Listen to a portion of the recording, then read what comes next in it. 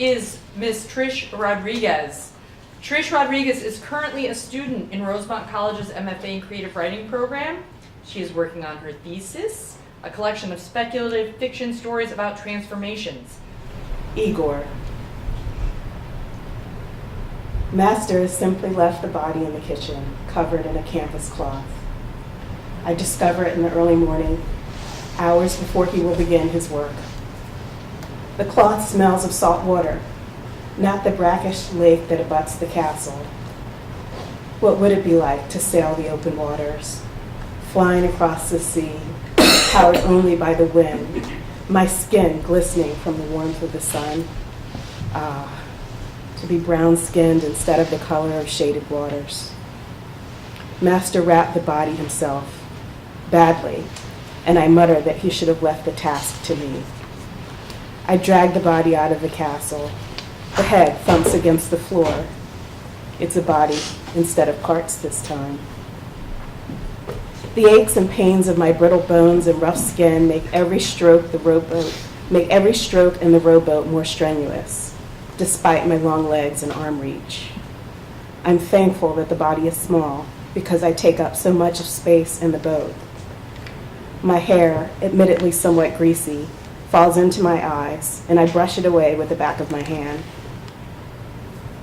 When I was a child, I began to work for Master, helping him dig up graves. He taught me how to make coffee, which I served twice a day.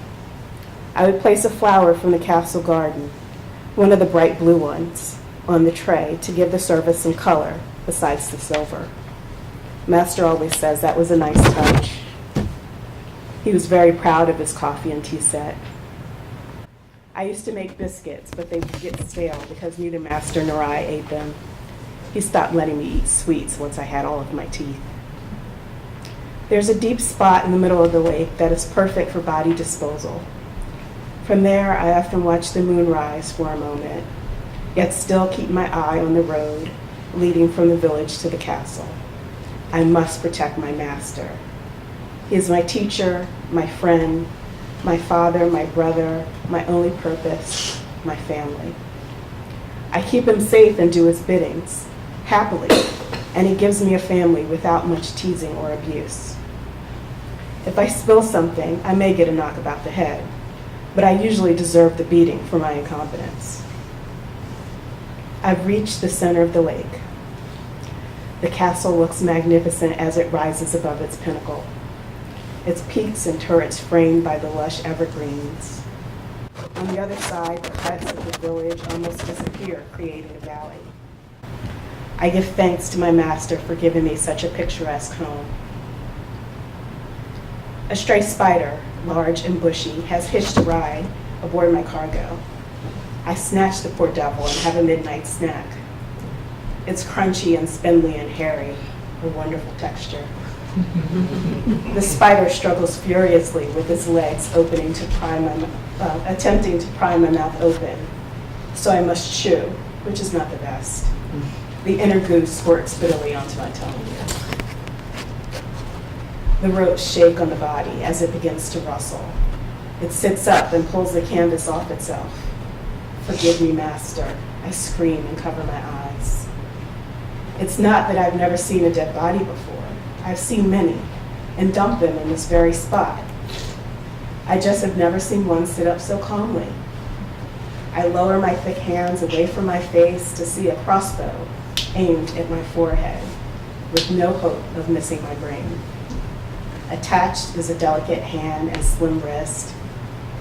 She has hair the color of the night. Her violet eyes, warm and dazzling, stare at me. Monster! She flinches as she looks at me. Most do. The woman's hand tightens around the crossbow. She instructs me, quite firmly, that I am not to move, which, given the proximity of her crossbow, should go without saying. I hold my hands up in a sign of contrition. Madam, forgive me. I thought Master wanted me to dispose of the remnants of this experiment, I say. A red gash has formed where I dropped her on her head while dragging her body out of the castle. She narrows her eyes, so I repeat myself more slowly. Stop your babbling, creature. The woman presses the arrow closer to my forehead. You've ruined my plan, you monster. She hid herself in the castle to kill Master, but I surprised her by attempting to dump her in the lake. The woman pulls the rest of the covering off. I curse myself for forgetting to secure the rope before I placed her in the boat. Once I forgot to wrap the body at all, and for weeks a decaying face would stare up at me every time I rowed to the middle of the lake. Master does chastise me often for being forgetful and easily distracted. She surveys the boat. Does she notice the beauty of this lake and the shimmer of the castle's reflection? A breeze flows through her hair, and the scent of rose oil and lavender combined with the water. She is no longer just the body. Turn this boat around and row us back to the castle, she says. She has a satchel with wooden stakes and a callage with an ebony and golden hilt. I will not acquiesce. My purpose is to protect my master. She strikes me with the butt of the crossbow and recovers her position before I feel the sting of her blow. My jaw feels loose. My heavy breathing and the boat's rocking in the water fill my ears. The castle is so far away. Creature, either have this crossbow release several of its contents into your skull, or row me back to the shores of the castle.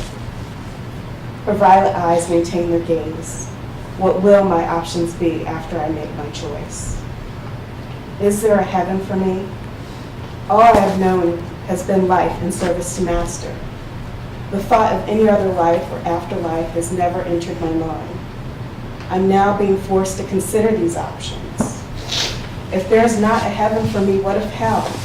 Will I be forced to face all whom I have dumped in this very lake? With their eyes frozen and fixed on mine, were waterlogged victims of my master's drive for scientific exploration conscript me into laboring for them, eternal atonement for my accessory to their demise? I cannot contemplate such thoughts for long, for I must stop this assassin. I reach out to grab the crossbow. We tussle for it. She is noiseless and light on her feet while I grunt and stumble. She fires off several shots. Some strike the boat. Some find their mark. My opponent begins to rock the boat and I fall over into the icy lake water. The shock of the wetness and cold stuns me. My legs are heavy and bleeding. I sink. As I attempt to swim to the surface, I see the skeletal remains of the bodies that I dumped.